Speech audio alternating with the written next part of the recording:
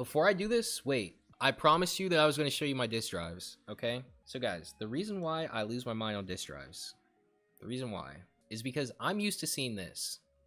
You see this, guys? I have 800 out of 3,000.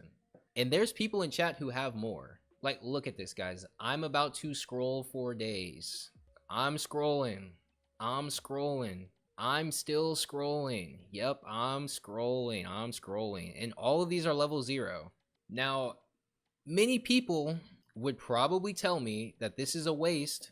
You can probably dismantle these and get more resources, which is fair. I agree. I could probably dismantle these and min-max the hell out of my characters. However, guys, the only character I'm going to do that for is Soldier 11.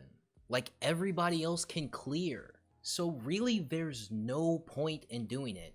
I've already invested. Like, look at this. Investment. Investment. Boom. I'm just going to keep clicking until it falls off. And you can pause and look at these for yourself if you want to. Maybe play it back. But I have invested in all of the core skills. So it's like, there's really no point in me min-maxing disk drives. I'll even go back here.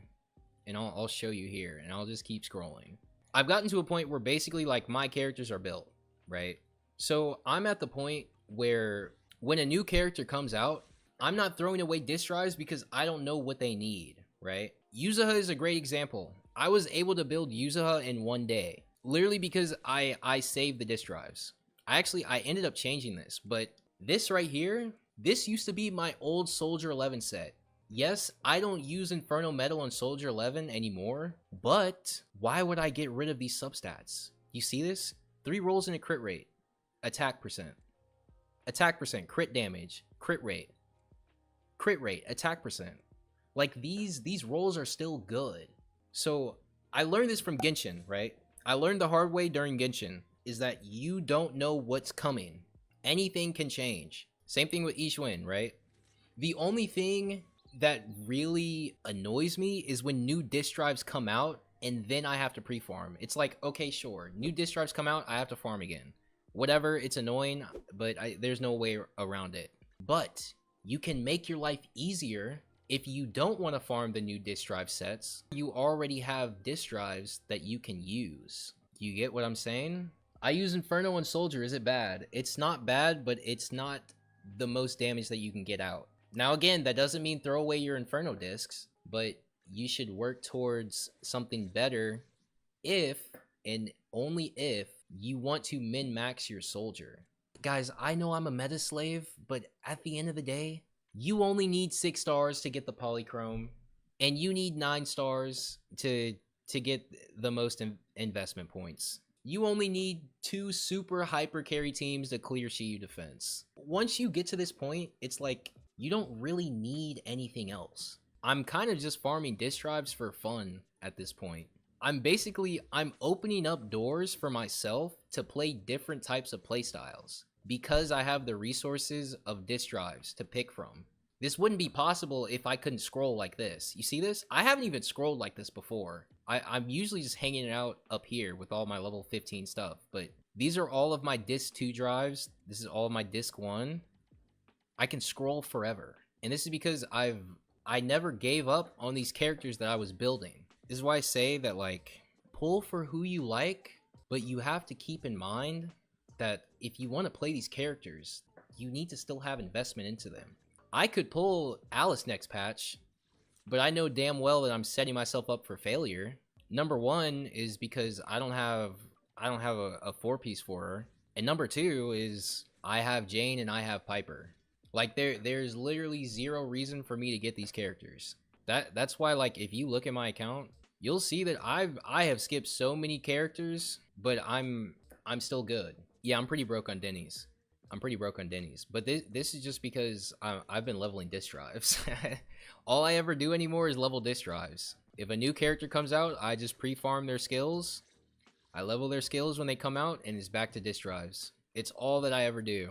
You want to get to that investment, or at least you want to get to the point where you have disk drives to play around with, right? Like, look at all these disk drives that I can play around with on Sambi.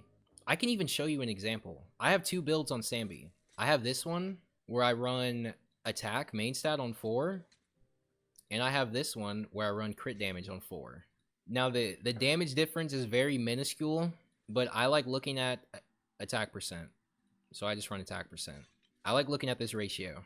There are some characters that shared sets on here, like Trigger. Sometimes if I don't run her with Sambi, I'll put on King of the Summit, which Lighter has on. Yeah, I mean, I don't really change out Trigger stuff because she's still getting the job done.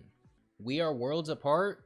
I really don't think so. That's the thing. I don't think that, like, we're that far apart. You know what I really think is that when any gacha comes out, I think people fall into the trap of leveling up multiple characters, and I think they also fall into the trap of the new characters being shilled, therefore I need them. And you don't need every character. If you play these games thinking you need every character and you spend money, I'm telling you, you will look in your wallet and you will come to realize that this game has taken $800 from you. Damn near 1,000. if you go into gacha games like that. You don't need everything. You don't need everything, and it's fine. But what this really just comes down to, and I will be totally honest with you guys, I don't really play this game often. And I say that with a little bit of hesitation.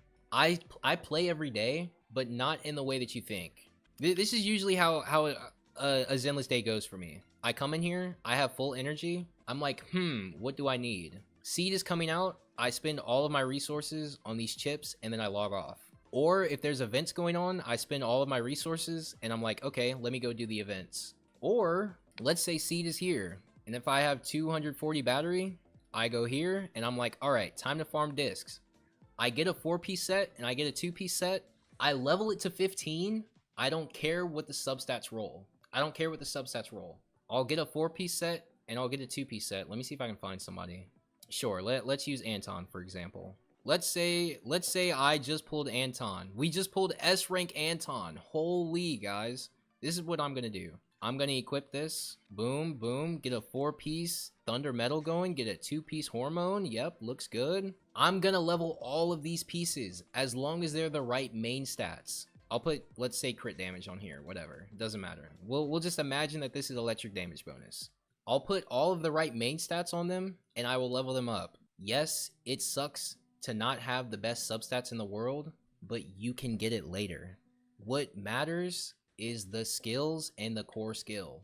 Think of it this way. Would you rather gamble a damage increase or get a guaranteed increase? You get the guaranteed increase first, and then after you do that, then you can play around with disk drives forever. This is why, like, I can still play Ambi to this day if I feel like it, because Ambi's high investment. I can play almost every character on my account, besides, like, from Nekomata to Anton. I don't play these characters. But you can see it's really not that many. It's only 6 characters. I can play everybody else.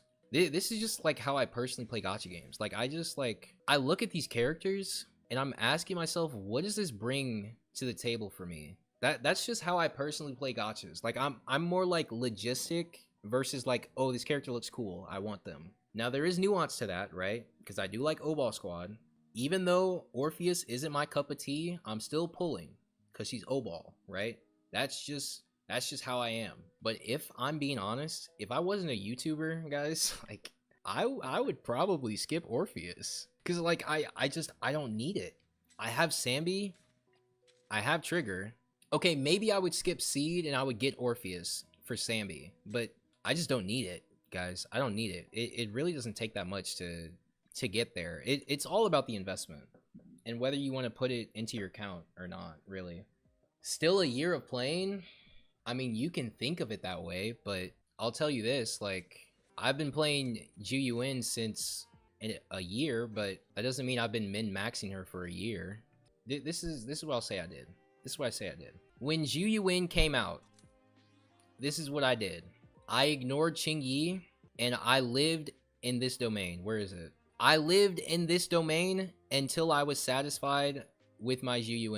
Chaotic Metal and Swing Jazz. Now you'll see, if I go to Nicole, she doesn't have Astral Voice on. She still has Swing Jazz. Astral Voice is technically better for support characters, but I've built my Nicole in a certain way where it works really, really good with the Ju that I have built. So it's like, yeah, I've been playing for a year, but that doesn't mean that all of this stuff took me a year to get. Like, I got R5 on this Nicole weapon back in 1.0 because I skipped out on everything on the first banner with Ellen. Literally everything. I skipped it all. So I had a whole bunch of pulls saved and I just went all out. And you'll see, like, in my YouTube videos, I still play this team.